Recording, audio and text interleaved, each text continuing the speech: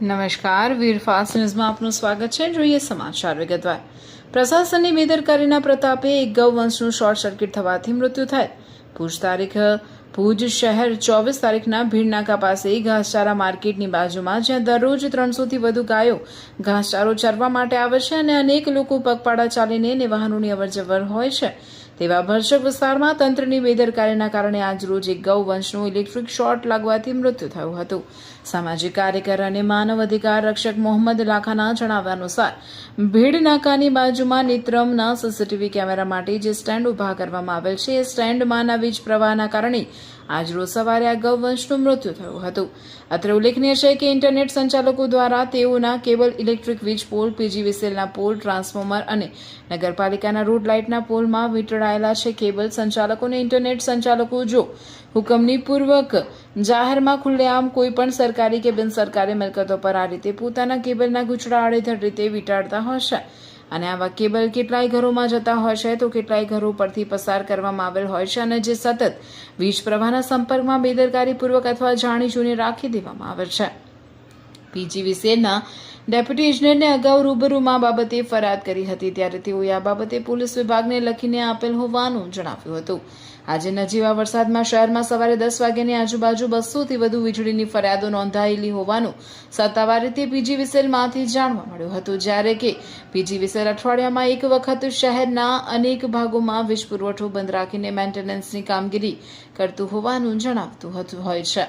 ત્યારે આ મેન્ટેનન્સની કામગીરીમાં શું કામગીરી થાય છે તેવો પ્રશ્ન ઉઠાવવામાં આવ્યો હતો, જ્યારે બીજી બાજુ સંબંધિત તમામ વિભાગો, કોઈ પાર્ટી કે સંગઠન તરફથી જો વીજ પોલ કે સરકારી ઇમારતો પર ધ્વજા, પતાકા, બેનર, પોસ્ટર જો લગાવવામાં આવે તો તાત્કાલિક પોલીસ દ્વારા કાર્યવાહી કરાવતા હોય છે, જ્યારે અસંખ્ય પ્રકારના ખાનગી કેબલ ધારકો અને નેટવર્ક સાથે સંકળાયેલા લોકો દ્વારા પીજીવીસીએલ અને નગરપાલિકાના વીજ પોલમાં આડેધડ જે રીતે તેમના કેબલ પોતાની જાગીર સમજીને વીંટાળી દેવામાં આવેલા છે, તે સામે તંત્ર ક્યારે કાર્યવાહી કરશે કે પછી પ્રશાસન કોઈ મોટા અકસ્માતોને નિમંત્રણ આપી રહ્યું છે કે રાહ જોઈ રહ્યું હોય તેવું દેખાઈ આવે છે. આજે ગૌવંશનું મૃત્યુ થતાં આ મુદ્દો ફરી સપાટી પર આવ્યો હોવાનું મોહમ્મદ લાખા દ્વારા જણાવવામાં આવ્યું હતું. આ બાબતે સંબંધિત પ્રશાસન તરફથી યોગ્ય કાર્યવાહી હાથ ધરવામાં આવે તેવું લોકો ઈચ્છી રહ્યા છે. અધિકાર રક્ષક તરીકે ભુજમાં કામ કરું છું.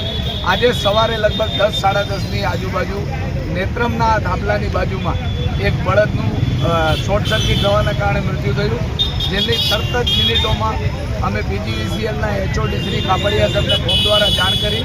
એમણે કહ્યું કે મારો સ્ટાફ નીકળી ગયો છે, થોડી જ વારમાં આવી રહ્યો છે, પરંતુ અત્યાર સુધી એમનો કોઈ જ સ્ટાફ આવ્યો નહીં અને જસ્ટ અડધા કલાક પહેલાં એક બીજી ગાયની વાછડી જે છે એને અહીંયા કને આ જ થાંભલામાં શોર્ટ સર્કિટ થતાં એનું મૃત્યુ થયું છે. એટલે નગરપાલિકાની કચેરીની 100 મીટરના અંતરે આ જે બળદ સવારથી પડ્યો છે એને ઉપાડવાની તસ્દી તો નગરપાલિકાએ લીધી નથી, પરંતુ પીજીવીસીએલના જે અધિકારીઓ છે એ અધિકારીઓ પણ આ થાંભલાની અંદર પાવર બંધ કરાવવાનો તસ્દી લીધી નથી.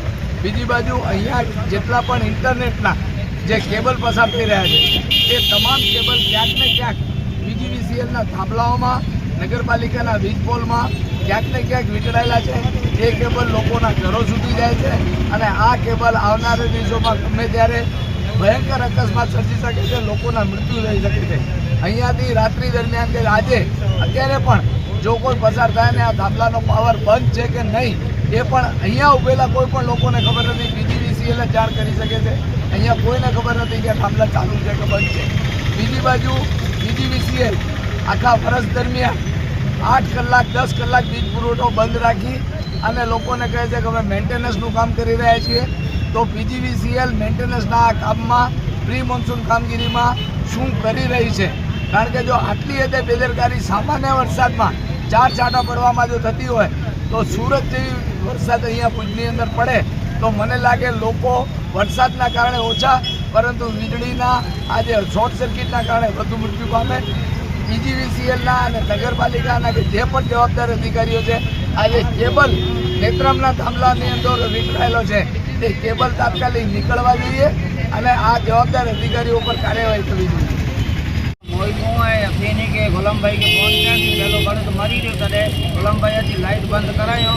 એટલી જ વાર 6 કલાકની અંદર બરાબર લાઇટ પાછી ચાલુ થઈ वग़ैरह करे तो असांजी घाटी काफ़ी वेंडर मरी रही बराबरि हाणे हिन जो ज़िमेदार केरु बनी सघे हीअ त माण्हू न निकिरो माण्हू मरी रहे त असीं कोन करे सघो जीबी वारनि बराबरि त घापी हुई हिन जॻह बलद मरी अञा नगर पालिका खनला न आया हुई ना आहे कोई ॼाण कयल आयो ना आहे कोई असांजी पता कयल आयो बराबरि 6 कलाक जे अंदरि असांजी घाटी वेंडर घापी मरी रही जो हाणे ज़िमेदार केरु सही सघे थो